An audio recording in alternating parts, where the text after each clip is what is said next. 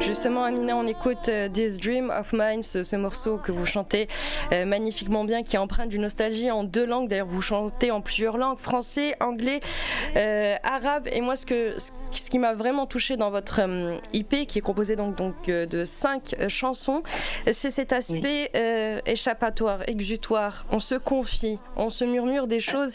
Et je voudrais savoir justement, c'est un rêve, je pense, pour vous de faire la musique, un rêve qui s'est enfin concrétisé.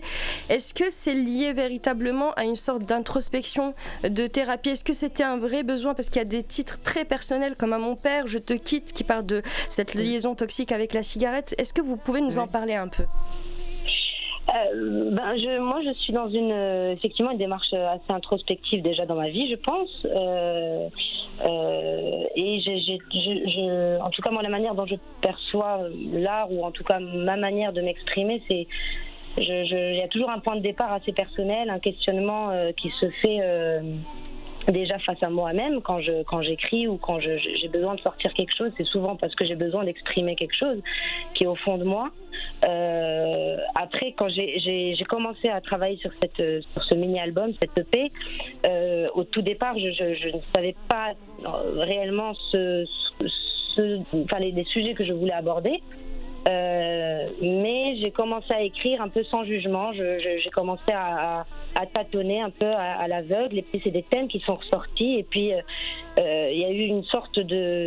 J'ai hésité au début de me livrer comme ça de manière assez directe et franche pour un premier opus où les gens ne me connaissent pas forcément, ne savent pas réellement qui je suis, mais j'ai opté pour la carte de la sincérité, de l'authenticité, et je pense que au final je suis très contente parce que c'est plutôt bien reçu, et ça me rassure dans cette démarche où je me dis que quand on est sincère et quand on parle avec son cœur, et ben on touche forcément des gens. Il y a forcément un écho qui se crée avec les auditeurs, et je suis très heureuse de ce que vous dites.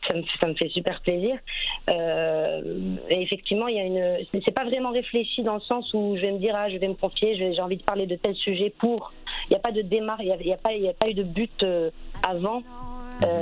Mais il se trouve que c'est ce qui est sorti de moi, et c'est ce que j'avais envie de raconter. C'est comme une sorte de coming out, quoi. J'ai travaillé dans la publicité digitale pendant 10 ans.